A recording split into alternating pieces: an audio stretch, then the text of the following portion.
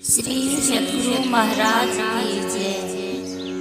लाइक और सब्सक्राइब करें, कमेंट कीजिए। गुरु महाराज घट ही मेरा मैं खोजे किए ना, घट ही मेरा मैं खोजे किए ना, खोजे किए ना, खोजे किए ना, घट ही मेरा खोजे किए ना।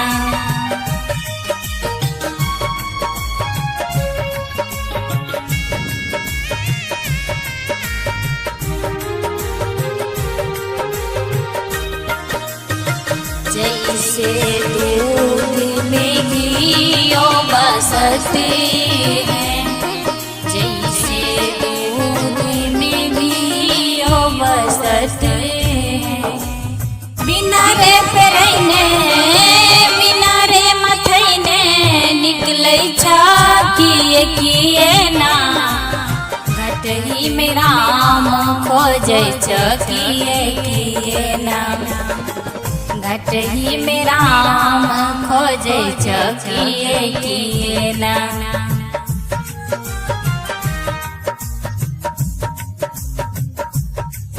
जैसे मेहंदी में लाल बसत है, जैसे मेहंदी में लाल बसत है, बिना रे पिसैने बिना रे पिसैने निकलै किए ना, घट ही मेरा खोजे किए ना, घट ही मेरा खोजे किए ना।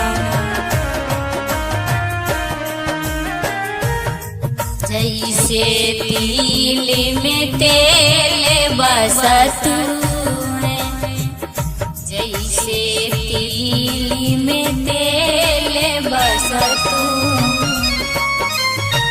बिना रे पेरैने बिना रे पेरैने निकलै किए ना, घट ही मेरा खोजे किए ना।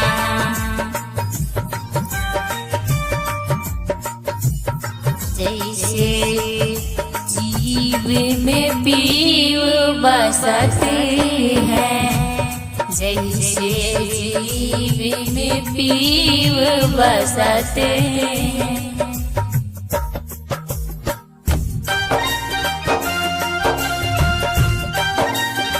ध्यान बिना रे मिलै किए ना, घट ही मेरा खोजे किए ना।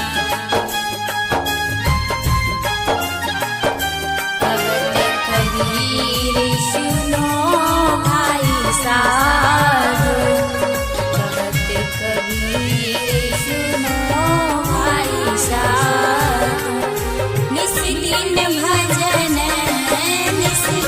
भजन करै किए ना, घट ही मेरा खोजे किए ना, घट ही मेरा खोजे किए ना।